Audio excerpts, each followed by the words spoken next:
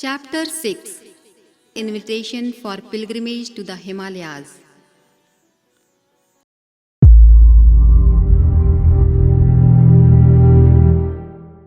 The movement for sublimation of attitudes and thoughts of the masses, known as Vichar Kranti Abhiyan, was born at Mathura. My determination to sublimate the attitudes and thoughts of crores of people is being materialized through this movement. The Sahasrakundi Yagya performed in 1958 was simply a medium for the meeting of Parijans who were connected with me since previous births and who had to play an important role in the fulfillment of the mission of my present life.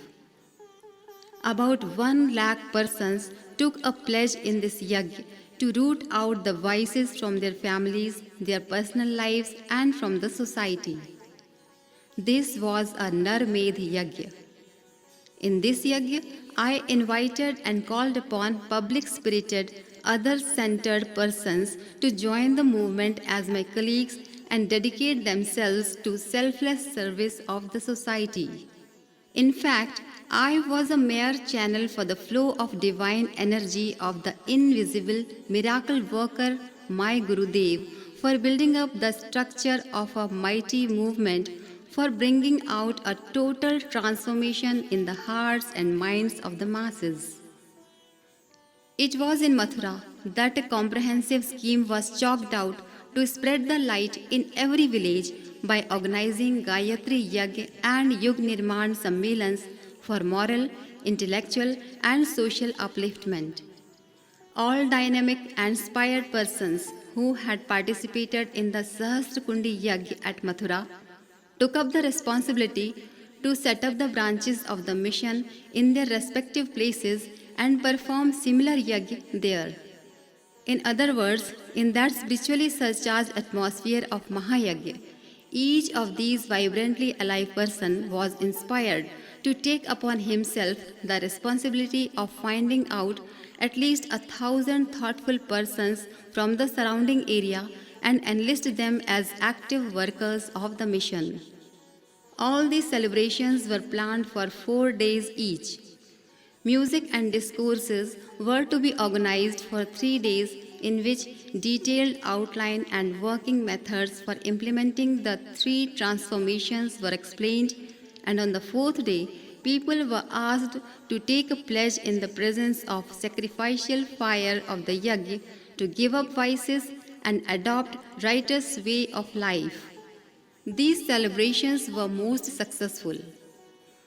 About 1 crore of people listened to the ideology of the mission, and millions took a pledge to give up vices, blind faith, and evil customs. In most of these functions, marriages without dowry and pomp and show were also solemnized. Later, in Mathura, a yagya of 100 kunds was performed, in which ideal marriages of 100 couples were celebrated. Since then, such celebrations have become a regular feature of the mission's activities, and every year many persons are being benefited by this movement. It is not in public interest to disclose details of several mysterious events which are linked with the important occasion of Sahasrakundi Yagya. Gurudev has forbidden their disclosure during my present lifespan. There were great tangible benefits from this yagya. A huge organization of Gayatri Parivar was formed within no time.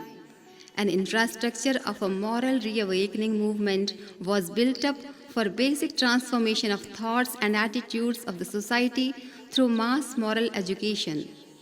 Later, after 2 decades, Pragya Sansthans and Swadhyay Mandals were formed at places where branches had been established after the Mahayagya.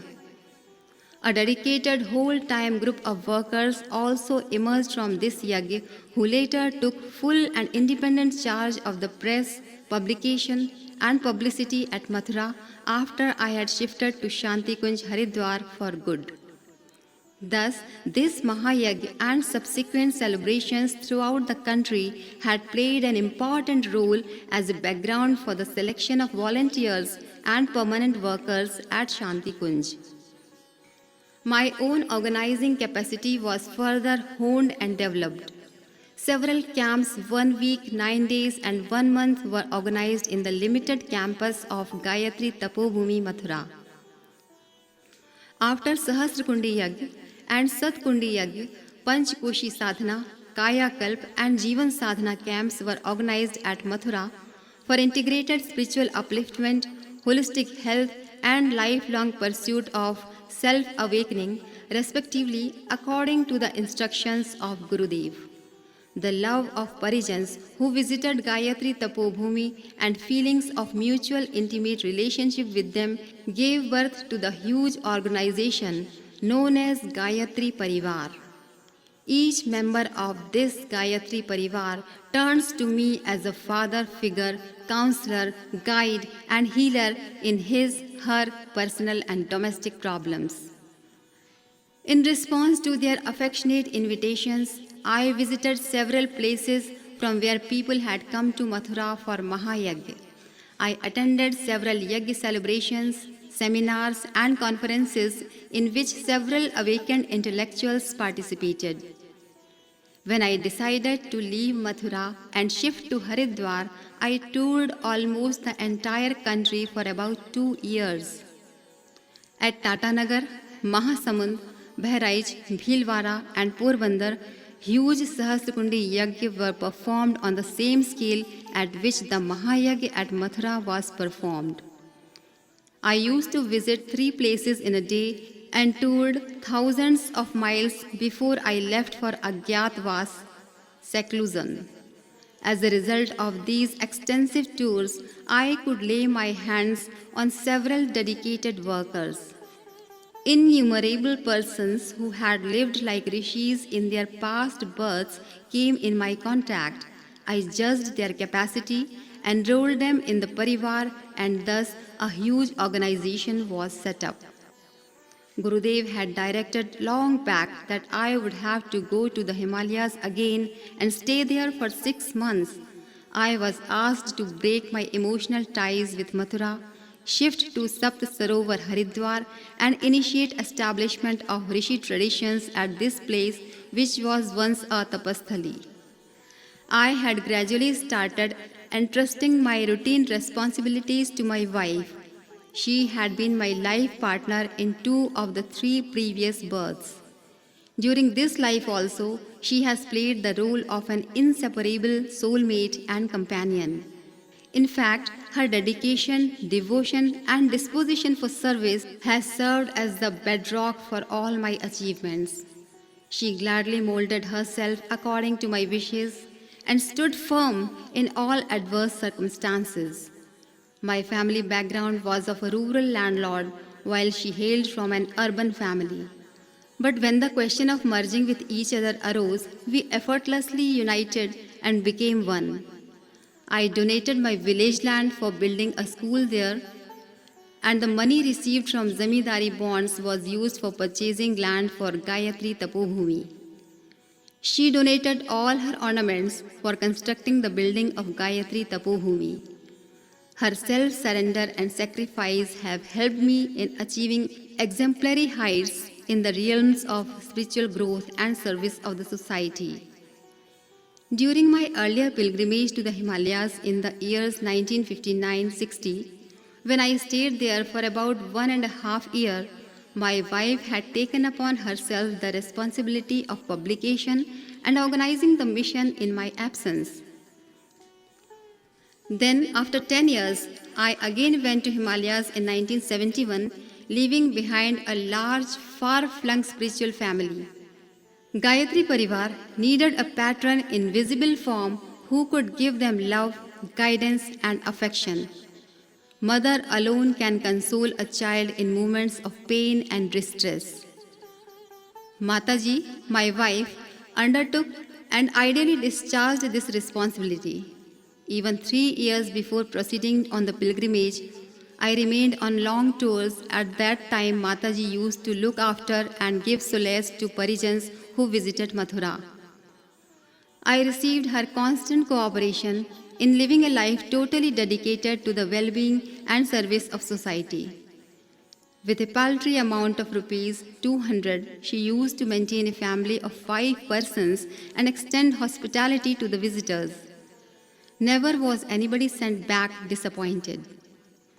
The life which we lived at Mathura was like a precious trust on which not only the foundation of the life transforming mission was laid, but persons having strong shoulders were also found who could carry responsibility on my gradual withdrawal from the visible scene of day to day organizational work. Some mysterious events at Mathura. The activities which I was directed to undertake at Mathura appeared to be difficult in the beginning according to my knowledge and competence in the absence of material and human resources, experience and wisdom. Then how could such a stupendous work be done? When Gurudev saw that I was losing courage, he took the reins in his hands. Only my body was utilized. The work was done by the puppeteer himself, to whose tune I simply danced as a puppet. The only credit that I can claim is that I gladly danced to his tune. I devoted 4 hours daily for writing work. It appeared as if the example of Vyas and Ganesh was being repeated. When Purans were written, Vyas dictated to Ganesh. The same thing happened with me. The translation of voluminous ancient Sanskrit scriptural texts was a difficult task. Like Ganesh, I was used as a mere scribe for translating the 4 Vedas, 108 Upanishads, 6 Darshans, 24 Smritis, but the entity who gave dictation was some invisible power. Otherwise, so huge a task could not have been completed within so short a time. Hundreds of books relating to mass education through the agency of moral and spiritual instruction could not have been written on the strength of the talents of one single person. The writing work continues uninterrupted since the day it was started. The weight of my published works almost equals to the weight of my body. For publication, a press was needed. With my own limited resources, I had somehow managed for a hand press. The one who had to get all this work done through me laughed at my childishness. Miraculously, there was a steady development of the press and treadles, cylinder, automatic and offset machines were added one after the other.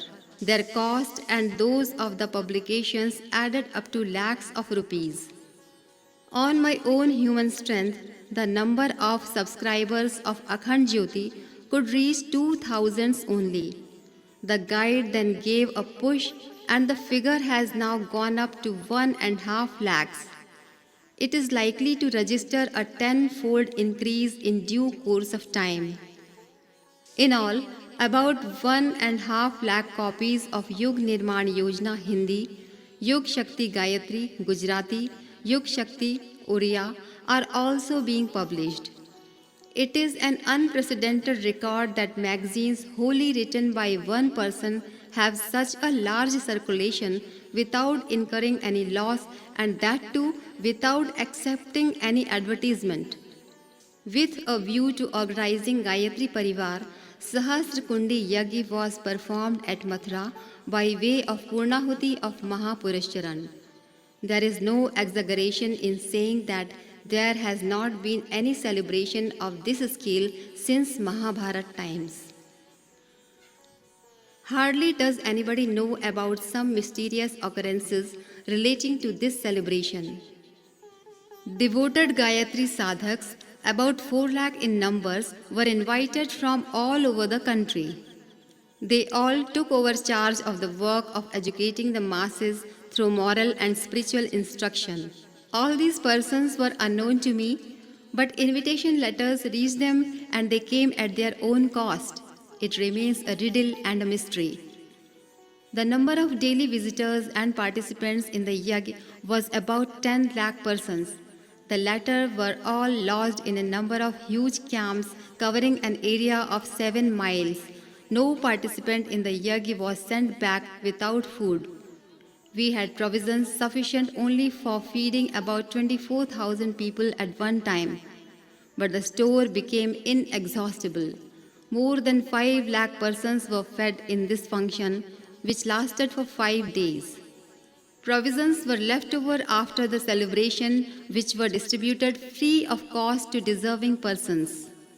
Arrangements were so meticulous that they could not have been made even by engaging 1,000 paid employees. All these are mysterious matters. I have described only the factual aspect of this celebration, but the underlying mystery is confined to me. Nobody could imagine how all these arrangements were made and who was behind these accomplishments. It was all the play of an invisible power. Rishis, whom I had met during my first visit to the Himalayas, were also present in the yajna in their astral bodies. People said that it was a miracle wrought by me, but the fact is that I was looking at the entire game as a mere spectator like Jad Bharat. The third work which I had to do at Mathura was construction of Gayatri Tapobhumi. A small building could not have served the needs of such a stupendous program. Its construction work is still going on even after my leaving Mathura. It has now been extended and developed in the form of Pragyanagar. Those who have visited Mathura are amazed to see the campus of Gayatri Tapobhumi, its press, arrangements for the stay of visitors, and the dedication of the workers. The credit for such a grand campus and its management cannot be given to an individual but to the invisible power which is using me as an instrument. Arjun's chariot was driven by Shri Krishna as his charioteer. It may be said that Arjun and Pandavas fought the Mahabharat war and achieved victory by their own valor, courage, and strength, but it was not true. They were the same Pandavas in whose presence Draupadi was undraped and they could do nothing. During the period of exile, they remained under disguise and worked as mere servants. My competence is quite insignificant. If anybody wants to take account of my achievements at Mathura, he will have to bear in mind the facts about my life sadhana. I should not be regarded anything beyond a puppet who surrenders and dances to the tune of its master. This feeling of dedication and surrender is the central theme of the story of my life. I have taught this to all those who come in my contact. I have simply revealed the importance of upasana, sadhana, and aradhana, and as for myself, I have been only an instrument of the invisible power. My life, its legacy and message. हमारी वसीयत और विरासत. Author Shri Ram Sharma Acharya. If you found this video helpful, then please like, comment and share it, and subscribe to our YouTube channel Rishi Chintan. Please press the bell icon so that you will receive notifications of our upcoming videos. Thank you.